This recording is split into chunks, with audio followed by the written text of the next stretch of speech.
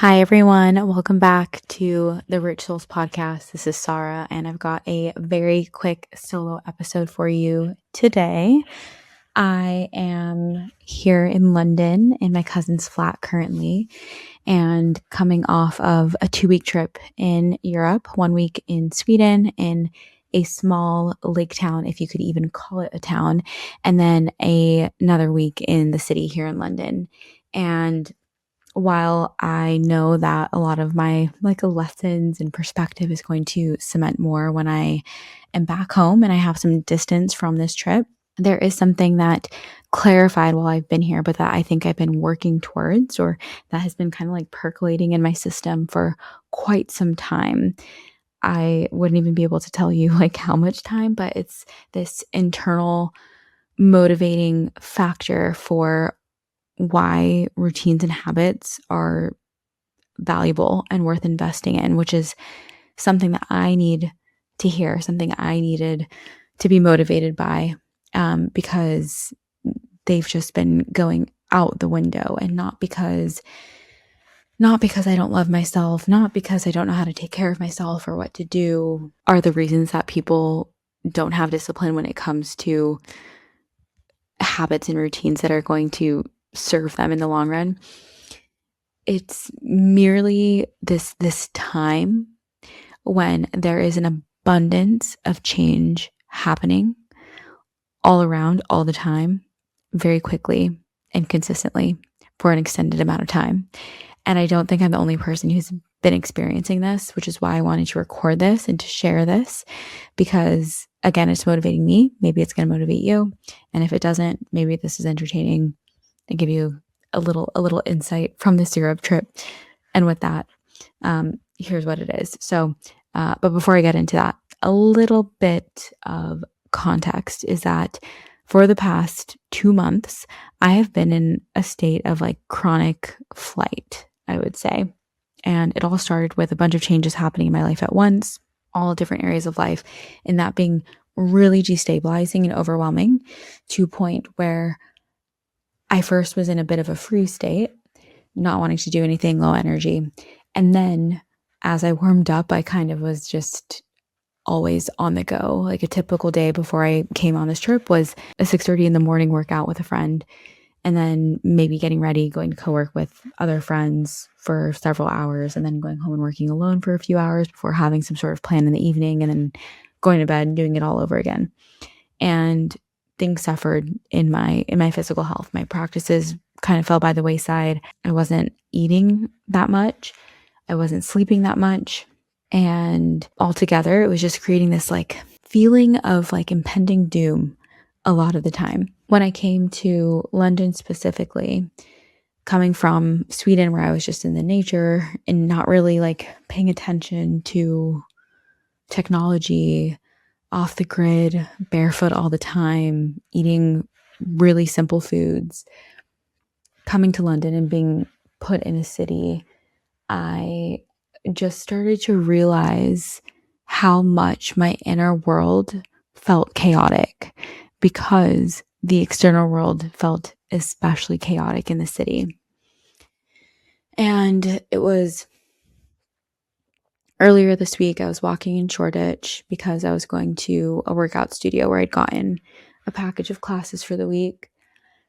And it was sunset. I think I had just finished a workout and the sun was setting, and I just had this point of clarity come in of feeling overwhelmed by my life circumstances, both with my immediate environment, but then also with the circumstances that are awaiting me when I get home that have been here the whole time. But, I kind of got to put a pause on while I've been traveling, and feeling the chaos within my system from being so on the go, from not prioritizing meditation or breath work, for not sleeping a ton, for eating all sorts of things, for checking my texts and sometimes even scrolling before I got out of bed, which is that's not my norm, but it's been way more normal for me these past couple months.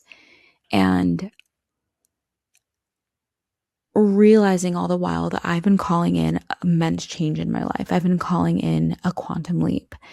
And what that means, you can check out my episodes with Ali Carr and Mia Loren, where we talk a bit about quantum leaps, but it's fundamentally when your life's circumstances in multiple areas change at once. So it could be like a job change, a home change, a relationship change, health change, all at once, hopefully for the better. That's when we're talking about a quantum leap, is when it's for the better. It's an up level in all these areas that happens pretty suddenly.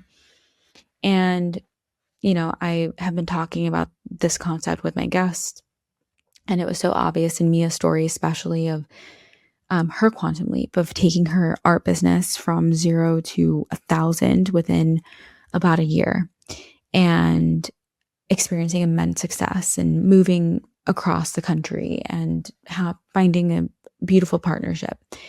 And really all she was doing was finding the best next step over and over and over again over a period of time. But what feels accurate to me is that in order to feel into the best next step, you have to have the capacity to do so, right? Like we often hear about how you have to have the nervous system capacity to hold what you want, to hold these big things that we're calling in. And how do we actually get there?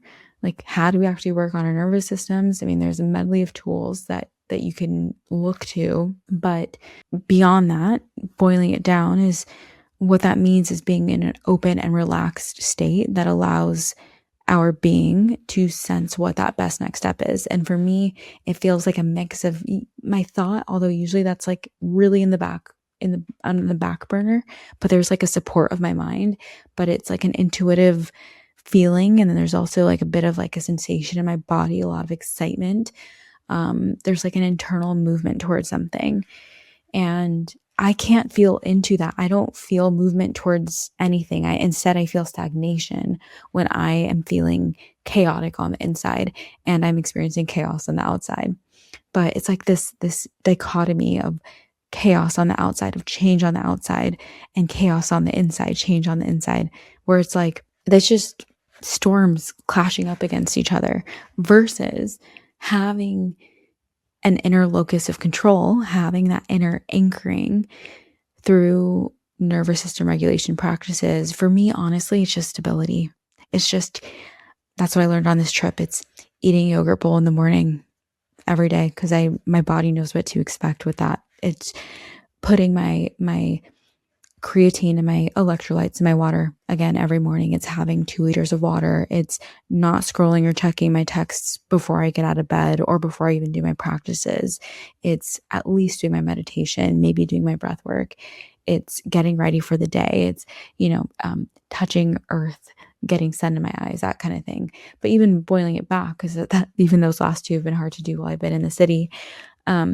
Seriously, like just what I've been ingesting, like my breakfast and my water have been really revolutionary. And then again, like not scrolling, not checking texts.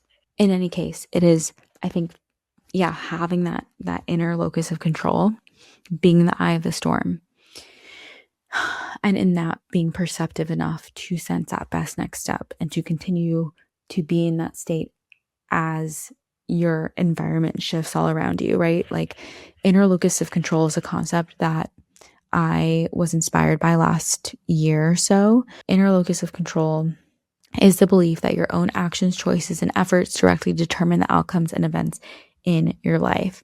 If you have this mindset, you see yourself as the main author of your destiny rather than a victim of luck or fate. Okay, so really for me, what that points to is that we are the creative agents of our own lives. And in order to be tapped into our authentic creativity, we have to be feeding our system as a whole, like our mind, body, energy, emotional system. And to nourish them in these systems, this system, in order for us to, again, like to navigate life, especially when, we're leapfrogging. Like if we're making changes in our life, if we keep making decisions and making efforts that are closer to what we want, aka in a destination that feels like that is further away, like we're stepping into a new identity, like there is going to be inherent change that comes with that. And in that, it's going to feel kind of chaotic as we're up leveling. Like I think of it like a rocket. It's like a rocket is traveling through the atmosphere and it's shaking and all this debris is falling off of it. And it feels so chaotic. But then the astronauts, or like the inside of the rocket, is actually maybe shaking, but like there is this inner stability that allows life to surpass the atmosphere, right? And so it's about cultivating that inner atmosphere. That's the whole thing. Yeah, I've been making a lot of big choices. I have more big choices ahead of me, and they are scary decisions for me, for my system. And they're scary because they are opportunities that are expanding my sense of belief in what's possible. And therefore, in order to continue facing those fears and continue expanding to where I want to go, I do need to find that that inner stability in me, And so I know that a lot of people are experiencing a lot of change in their lives. I'm not the only one right now who's experiencing this and has been for the past year, especially probably the past couple months. I feel like it's been really concentrated for so many people these past couple months.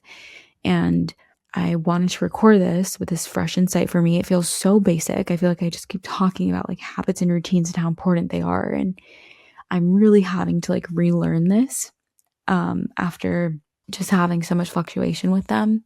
But I found it so motivating to tie it to oh, my quantum leap is on the other side of my ability to take care of myself, to make myself feel peace and security through providing myself with consistency and stability amidst rapid transformation inside and outside.